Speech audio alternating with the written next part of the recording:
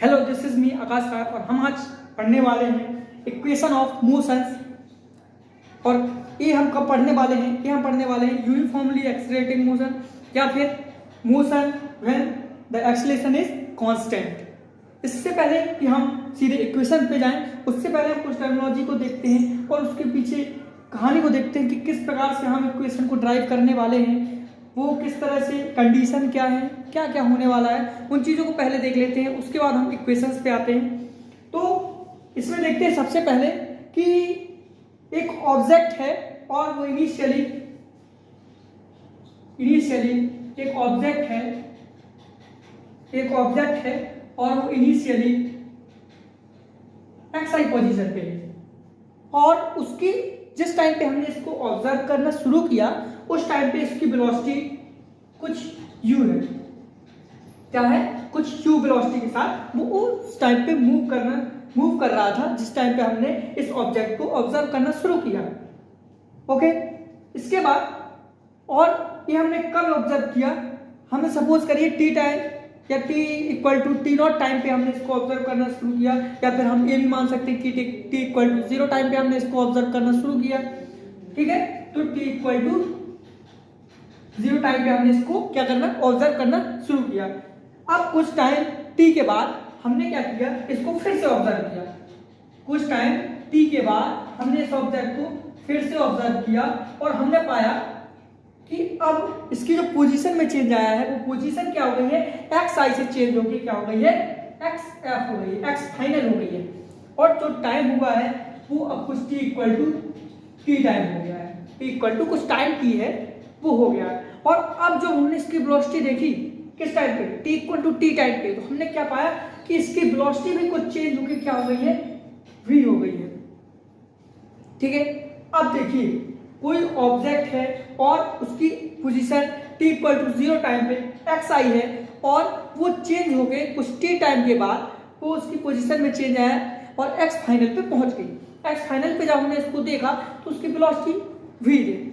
ठीक है, अब देखिए जब हम इक्वेशंस को ड्राइव करने वाले हैं तो वहां पे हम पोजीशन की जगह डिस्प्लेसमेंट को रिप्रेजेंट करेंगे, u की तरह ही ट्रीट किया जाएगा, v फाइनल वेलोसिटी की तरह ही ट्रीट किया जाएगा। तो इनको ड्राइव करने से पहले हम इक्वेशंस को, पहले हम इन टर्मिनोलॉजी की मीनिंग को समझ लेते हैं और उनको एक साइड लिख लेते हैं। ठीक है, जहां पे xf माइनस xi क्या से रिप्रेजेंट करेंगे, इसको हम s से रिप्रेजेंट करेंगे और s का मतलब यहाँ पे क्या होगा, डिस्प्लेसमेंट होगा। कहाँ की बात कर रहे हैं हम, जब हम इक्वेशंस को ड्राइव करने वाले हैं वहां पे हम s से रिप्रेजेंट करेंगे xf माइनस xi।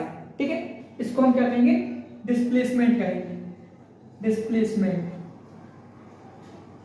ठीक है, और u को इनिशियल वेलोसिटी को हम क्या बोलने वाले हैं, u से रिप्रेजेंट करेंगे। फाइनल वेलोसिटी को हम v से रिप्रेजेंट करने वाले हैं। ठीक है, और ये से हम एक्सीलरेशन को रिप्रेजेंट करेंगे। एक्सीलरेशन कौन सी एक्सीलरेशन की बात कर रहे हैं यहाँ पे, जिस कांस्टेंट एक्सीलरेशन के साथ ये ऑब्जेक्ट मूव कर रहा है।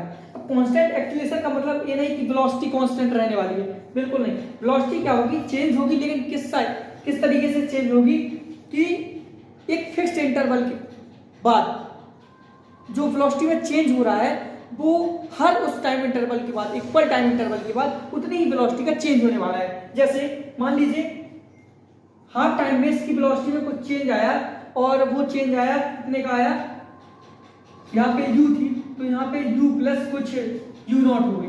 ठीक है, तो यहाँ पे जो पहुंचेगी, अब हाफ डिस्टेंस के बाद जो चेंज होगा उतने टाइम में, तो वो कितना होने वाला है, u plus u0 plus u0, मतलब चेंज u0 का ही आने वाला है। कितने में, t अपॉन हाफ टाइम में, मतलब जितना हम इक्वल टाइम इंटरवल ले रहे हैं उस इक्वल टाइम इंटरवल में चेंज इन वेलोसिटी होगा वो इक्वल होने वाला है यहाँ पे। ठीक है, और इसके बाद अब हम क्या करेंगे, अब हम ड्राइव करेंगे इनकी इक्वेशंस। इक्वेशंस क्या है, एक प्रकार से ये रिलेशन है इन्हीं के बीच में, वेलोसिटी के बीच में, टाइम के बीच में। यहाँ पे टाइम को भी हम रिप्रेजेंट कर देंगे, टाइम t से हम टाइम को रिप्रेजेंट करेंगे, वेलोसिटी और टाइम के बीच में, डिस्प्लेसमेंट ऑफ टाइम के बीच में, वेलोसिटी एंड पोजीशन के बीच में, इन सब के हम रिलेशन देखेंगे, उन्हीं को हमने इक्वेशंस कह दिया है। ठीक है, तो अब हम ड्राइव करने जा रहे हैं इक्वेशंस को। चलिए अब ड्राइव करते हैं हम फर्स्ट इक्वेशन ऑफ मोशन। ये फर्स्ट इक्वेशन ऑफ मोशन है क्या और हम इसको किस प्रकार से याद रख सकते हैं? तो हम इसको इस प्रकार से याद रख सकते हैं कि first equation of motion is nothing but it is just a relation between the velocity and time. Time और वेलोसिटी के बीच में जो रिलेशन है उसी को हम क्या बोलते हैं? First equation of motion. अब इसको हम ट्राई करने से पहले हम एक्सेलरेशन के बारे में सोचते हैं कि हम एक्सेलरेशन के बारे में क्या क्या जानते हैं। हमने कि भाई एक्सेलरेशन के बारे में हम तो इतना ही जानते हैं कि acceleration is nothing but acceleration is dv by dt। हम इतना ही जानते हैं कि एक्सेलरेशन क्या है, dv by, ठीक है। और इसको हम इस प्रकार से भी लिख सकते हैं कि dt इक्वल टू dv। देखिए हाँ बिल्कुल लिख सकते हैं।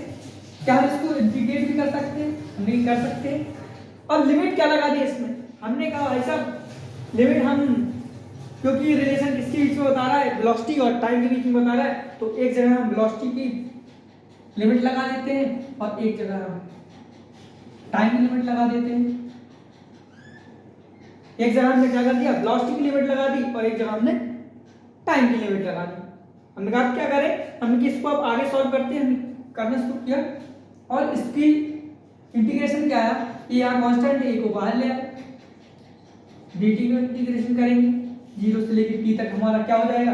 ये लिमिट हो जाएगी टाइम की, और इसका इंटीग्रेशन करेंगे और इसका इंटीग्रेशन तो हम डायरेक्ट कर सकते हैं। वेलोसिटी आ गई, लिमिट क्या है हमारी? लिमिट हो जाएगी नॉट टू v। इसको इंटीग्रेट और आगे कर देते हैं, इसका इंटीग्रेशन आ जाएगा a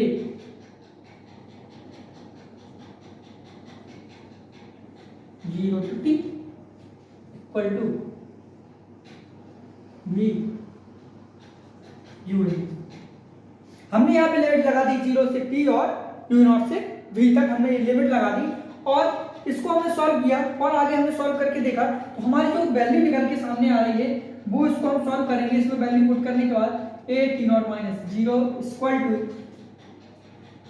v minus U naught, जब हम यू ही ले लेते हैं डायरेक्ट, क्योंकि जो सिंबल हम यूज करने वाले उसी को यहाँ पे हम डायरेक्टली लिखे दे रहे हैं। इसको और सॉल्व किया हमने तो हमने पाया a t equal to v minus u को हम इस साइड ले आए तो हमने देखा कि हमारी वैल्यू क्या आ गई? v equal to u plus, और यही हमारी क्या है? फर्स्ट इक्वेशन ऑफ मोशन है। ये हमें क्या बता रही है? वेलोसिटी और टाइम के बीच में क्या बता रही है? आपको रिलेशन बता रही है। अब इसको हम बहुत अच्छे से ऑब्जर्व करें तो हमको थोड़ी सा हम इसको हेरफेर करते हैं इस इक्वेशन में और हम इसको इस प्रकार से लिख लेते हैं v equal to A T plus U. ये इक्वेशन हमको थोड़ी सी जानी पहचानी सी नजर आ रही है। क्या इक्वेशन इस इक्वेशन से मैच करती हुई नजर आ रही है क्या? y equal to m x plus c, y equal to m x plus c.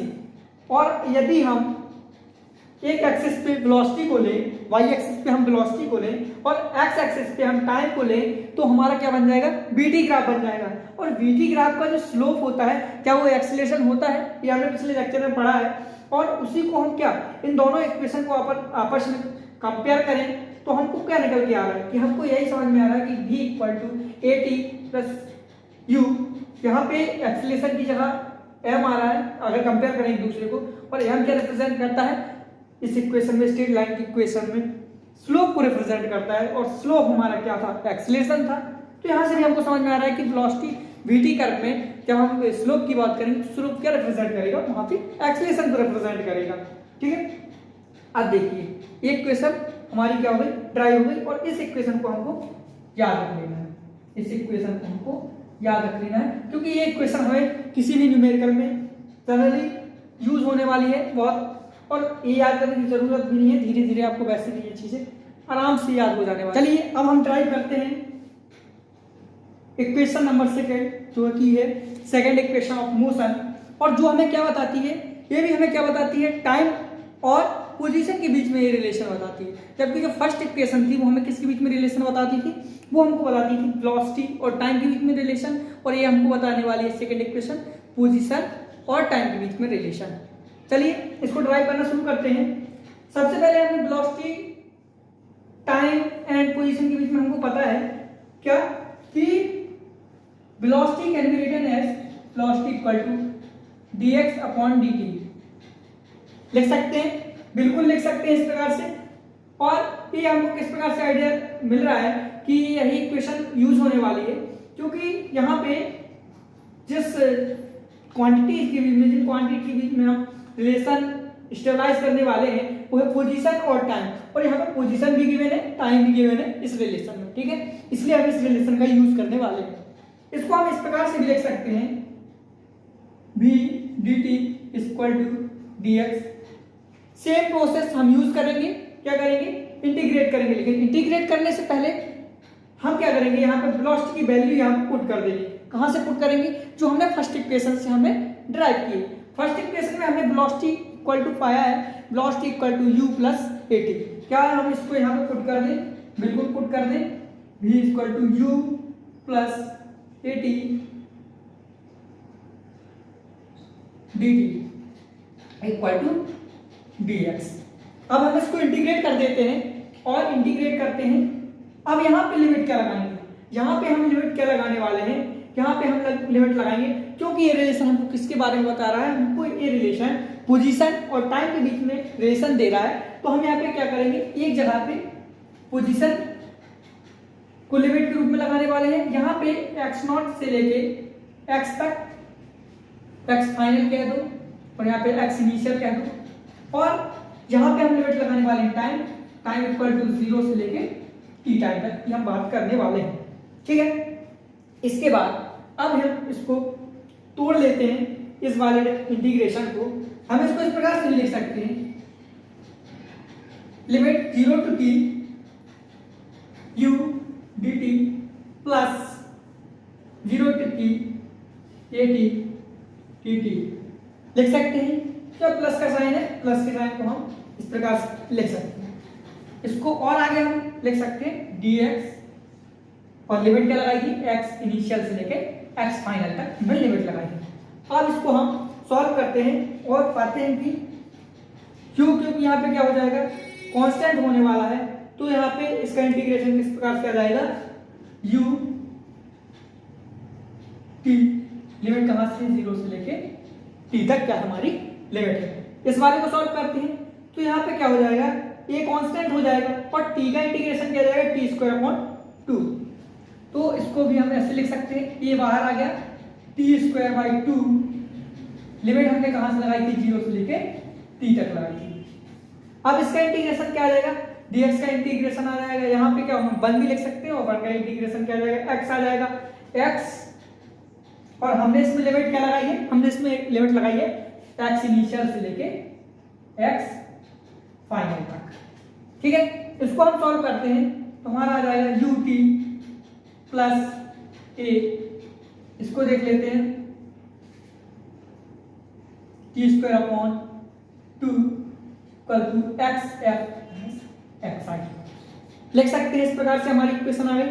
और इसको देखिए, x final minus x initial, क्या हमने इसी को थोड़ी देर पहले हमने इसको क्या रिप्रेजेंट किया था, क्या हमने इसको बताया था कि x final minus x initial को हम s से डिनोट करने वाले हैं, बिल्कुल। अभी हमने पहले ही जस्ट इसके डिस्कस किया है।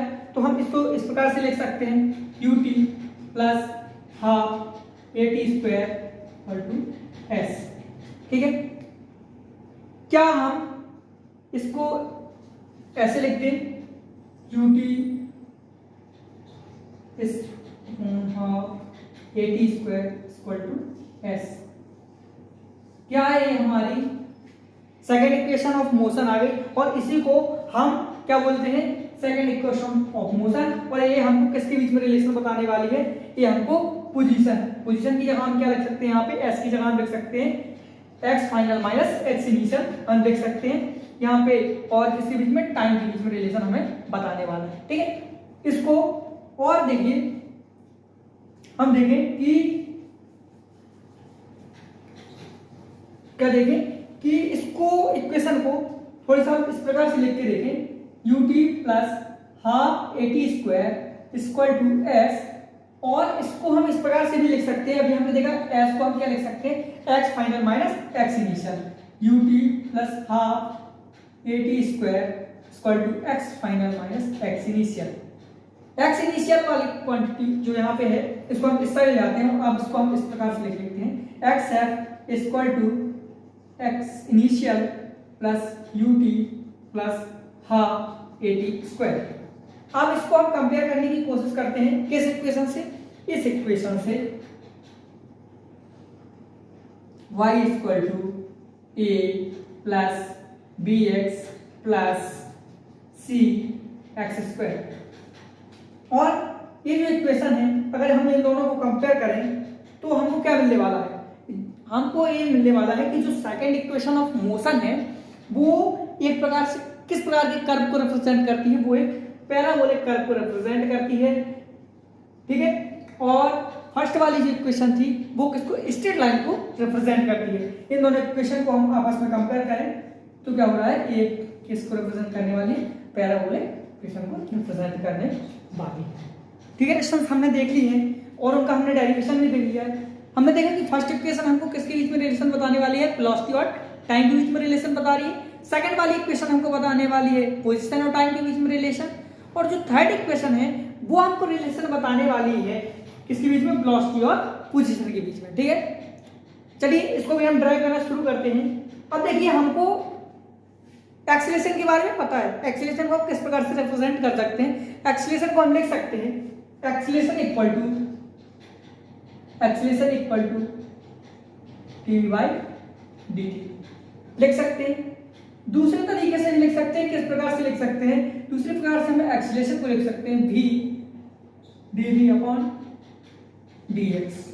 अब ये किस प्रकार से आ गया कि हम लिखते हैं कि v equal to V D we upon D X equal to acceleration, ये किस प्रकार से आ गया। इसको हम कुछ नहीं किया, हमने क्या किया, इसी इक्वेशन को इसी में हमने क्या कर दिया, d we upon d t में d x upon D x को क्या कर दिया, मल्टीप्लाई कर दिया, और हमने पाया क्या,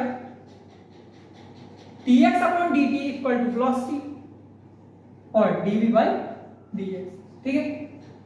अब देखिए इन दोनों इक्वेशंस में हम यहाँ पे कौन सी इक्वेशन यूज करने वाले हैं, ये हमको कैसे पता चलेगा।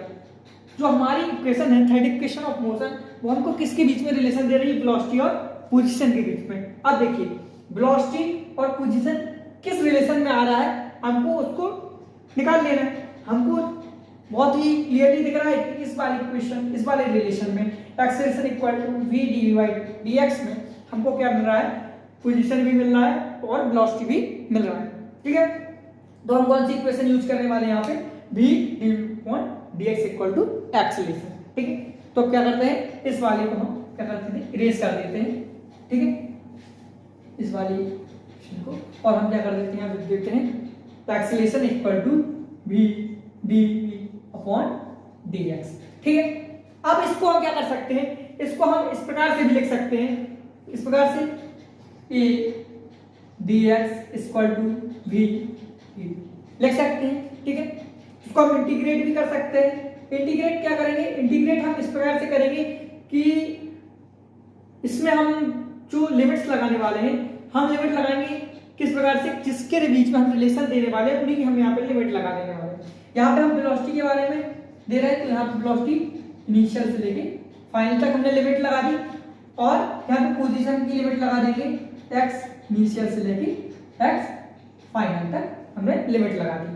इसको इंटीग्रेट किया, यहाँ पे एक्सीलरेशन क्या हो जाएगा, एक्सीलरेशन तो हमारा कांस्टेंट रहने वाला है, क्योंकि जब हम इक्वेशन ऑफ मोशन की बात कर रहे हैं इसमें कर रहे हैं यूनिफॉर्मली एक्सीलरेटिंग मोशन की बात कर रहे हैं, ठीक है। तो एक्सीलरेशन कांस्टेंट है और बाहर आ गया। अब देखिए dx का इंटीग्रेशन किया, क्या आ गया, x आ गया, लिमिट कहां से कहां तक है, x इनिशियल से लेके x फाइनल तक, ठीक है। अब देखिए इसका हमने इंटीग्रेशन किया तो इसका इंटीग्रेशन क्या आ जाएगा, v स्क्वायर अपॉन 2 आ जाएगा, ठीक है। लिमिट कहां से कहां तक है, u इनिशियल से लेके u फाइनल, उसको हमने v से रिप्रेजेंट कर दिया है, ठीक है। इनिशियल को हमने u से रिप्रेजेंट कर दिया है, फाइनल वेलोसिटी को v से रिप्रेजेंट कर दिया है। इसको हम इस प्रकार से भी लिख सकते हैं a, अब इसी में हम लिमिट लगाने के बाद इसको सॉल्व कर देते हैं, x final minus x initial, ठीक है, लिख सकते हैं इस प्रकार से। और यहाँ पे लिमिट लगाने के बाद हम क्या पा जाएंगे, V square upon 2 minus U square upon 2। ठीक है, अब देखिए, और हमने अभी डिस्कस किया था x final minus x initial को हम किससे डिस्प्लेस करने वाले हैं, किससे डिस्प्लेस करने वाले हैं, s से रिप्लेस करने वाले हैं। तो क्या इस प्रकार से भी लिख सकते हैं, A S equal to V square minus U square upon 2 को हम यहाँ लेके जा रहे हैं, हमारी इक्वेशन किस प्रकार से आ जाएगी, V square minus U square equal to 2as। आ गई इक्वेशन। अब देखिए इसको हम इस प्रकार से भी लिख सकते हैं, V square equal to U square plus 2as, और यही हमारी क्या होने वाली है, थर्ड इक्वेशन ऑफ मूफन। और इसको भी हमको क्या कर लेना है, याद रख लेना है। हमने 3 इक्वेशन पढ़ ली है। फर्स्ट हमने पढ़ी है v equal to U plus A T, ठीक है। दूसरी इक्वेशन हमने पढ़ी है s equal to U T plus half A T square. Third equation हमने पढ़ी है v square equal to U square plus 2as, ठीक है। यहाँ पे u क्या है, इनिशियल वेलोसिटी है, v क्या है, फाइनल वेलोसिटी है, s क्या है, डिस्प्लेसमेंट है, और एक्सीलरेशन तो हमारी कांस्टेंट रहने वाली है। अब यहाँ पे एक मैजिकल चीज क्या होने वाली है कि यहाँ पे हम डायरेक्शन हमारी इतनी ज्यादा इंपॉर्टेंट इस कंडीशन में रह जाने वाली नहीं है। क्यों नहीं रह जाने वाली है, क्योंकि हम यहाँ पे बात किसकी कर रहे हैं, रेक्टिलिनियर मोशन। रेक्टिलिनियर मोशन मतलब क्या है, स्ट्रेट लाइन में मूव करने वाला है, ठीक है। इससे क्या है, डायरेक्शन की हमारी टेंशन जो है वो खत्म होने वाली है, क्योंकि जो ऑब्जेक्ट है एक ही डायरेक्शन में स्ट्रेट लाइन में मूव करने वाला है। दूसरा, यहाँ पे हम डिस्प्लेसमेंट हो या फिर यहाँ पे डिस्टेंस भी हो सकता है। डिस्टेंस क्यों हो सकता है, क्योंकि डिस्प्लेसमेंट क्या है, डिस्प्लेसमेंट और डिस्टेंस कब इक्वल होने वाले, जब वो क्या है, स्ट्रेट लाइन में मूव कर रहा है। अब जब वो स्ट्रेट लाइन में मूव कर रहा है तो उसके लिए जो सबसे छोटा पाथ है और जिस पाथ के थ्रू हो गया है, क्या वो सेम नहीं हो जाएगा, बिल्कुल सेम हो जाएगा। तो यहाँ पे हम डिस्प्लेसमेंट हो या डिस्टेंस हो, कुछ भी कह सकते हैं। यहाँ पे वेलोसिटी की जगह हम स्पीड की बात भी कर सकते हैं, क्योंकि यहाँ पे डायरेक्शन कोई वो है नहीं, क्योंकि डायरेक्शन क्या है, स्ट्रेट लाइन में भी हम मूव करने वाले हैं, ठीक है। इस प्रकार से हमारी तीनों इक्वेशन क्या हो गई है, ये हमने ड्राइव कर ली है। इनको हमें याद रख लेना है।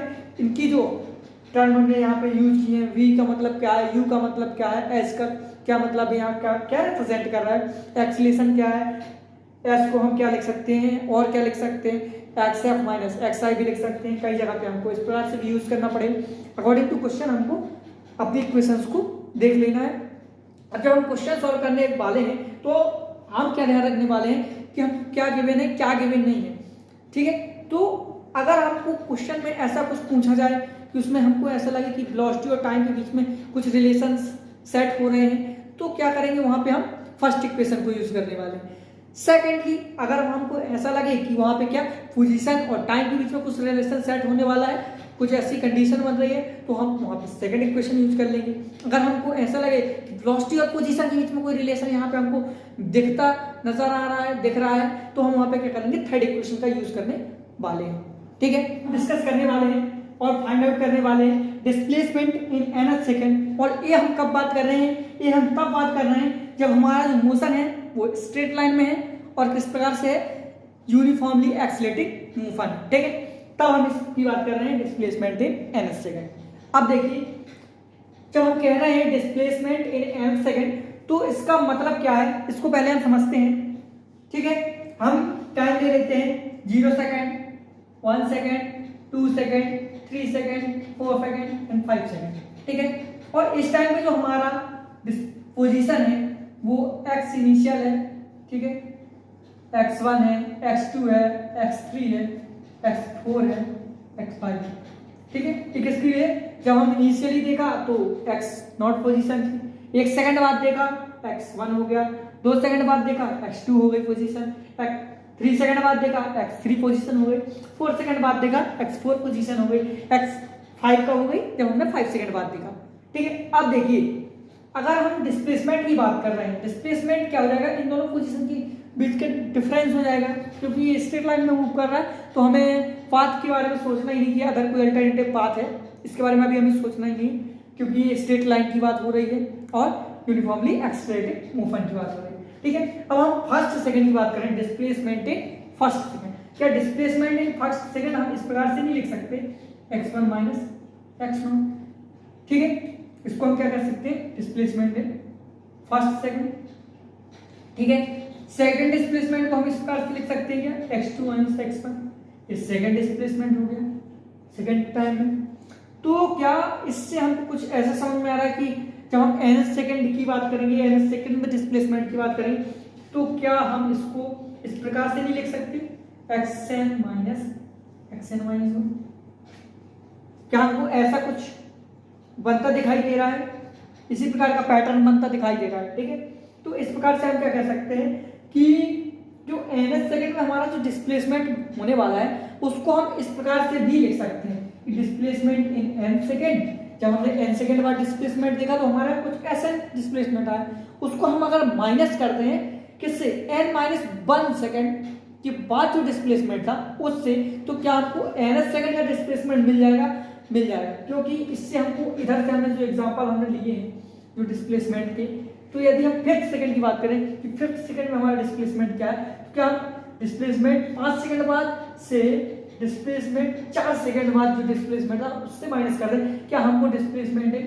फिफ्थ सेकंड का मिलने वाला है, बिल्कुल मिलने वाला है। ठीक है, तो हम इसको लिख सकते हैं Sn माइनस 1 से। ठीक है, अब देखिए, अब हम इसको आगे प्रोसीड करने से पहले एक बात को याद रखते हैं, याद करने की कोशिश करते हैं कि हमने अभी पढ़ा है कि डिस्प्लेसमेंट के लिए हमने एक अभी इक्वेशन ऑफ मोशन देखा है कि s equal to qt plus half at square. तो क्या हम यहाँ पहले इसको इस इक्वेशन को लिख लेते हैं, s equal to ut plus half at square, यानी हमने इक्वेशन पढ़ी। अब देखिए, क्या हम डिस्प्लेसमेंट n सेकंड के बाद, n सेकंड बाद जो हम डिस्प्लेसमेंट को लिखने वाले हैं, क्या हम उसको इस प्रकार से नहीं लिख सकते, टाइम को हम रिप्लेस करने किससे, n से लिख सकते हैं, बिल्कुल लिख सकते हैं। ठीक है, और Sn माइनस 1 टाइम बाद जो डिस्प्लेसमेंट है, क्या उसको हम इस प्रकार से लिख सकते हैं, Qn minus 1 plus half An minus 1 whole square लिख सकते हैं। ठीक है, अब देखिए, अब हम इसको यहाँ पे इन वैल्यूज को यहाँ पे पुट कर देते हैं। ठीक है, और हमने वैल्यू पुट जैसे की तो हमको क्या मिला है, un plus half an square.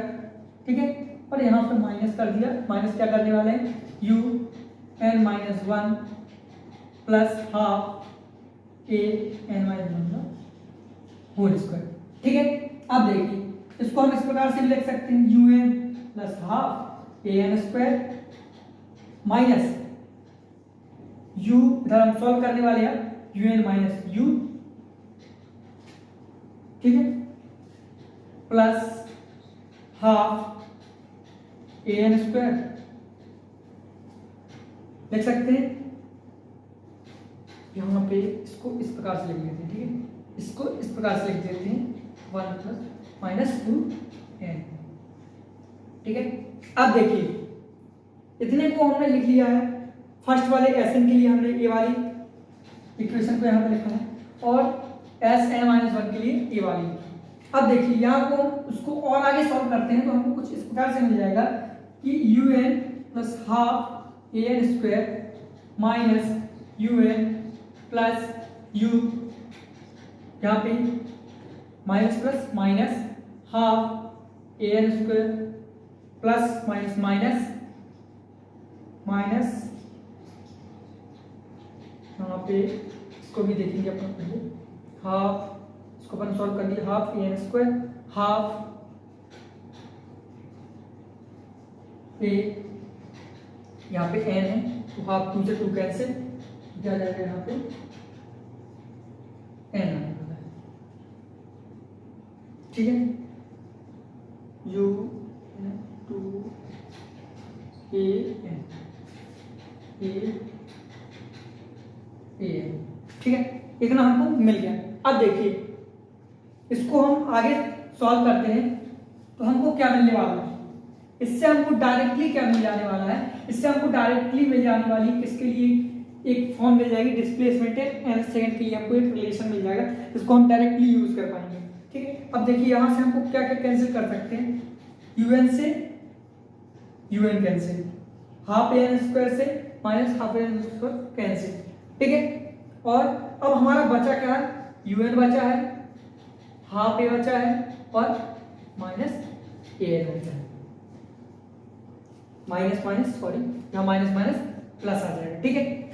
अब देखिए इसी को हम ले रहे हैं यहाँ पे, क्या लिख लेते हैं, u plus A N plus A by 2। इसी को हम आगे और लिख सकते हैं, किस प्रकार से लिख सकते हैं कि u plus A N on half, और इसको सिंप्लीफाई करें तो हम इसको लिख सकते हैं u प्लस ए 2n माइनस 1 अपॉन 2। और यही क्या है हमारा लिस्ट, इसको हम डायरेक्टली इसको यूज करने वाले हैं किसके लिए, n सेकेंड बाद जो डिस्प्लेसमेंट आने वाला है उसको हम डायरेक्टली लिख सकते हैं इनिशियल वेलोसिटी प्लस जो हम एक्सीलरेशन की बात कर रहे हैं, एक्सीलरेशन जो हमको कांस्टेंट एक्सीलरेशन की जिस एक्सीलरेशन की बात कर रहे हैं उसको यहाँ पर रिप्रेजेंट करते हैं, ठीक है। n सेकंड मतलब जिस n सेकंड से अगर हमने कह दिया 5th सेकंड के बाद तो n की जगह 5th रख देंगे, 5 रखने वाले हैं, ठीक है, इसमें रख देंगे और हमको डायरेक्टली क्या मिल जाने वाला है n सेकंड बाद डिस्प्लेसमेंट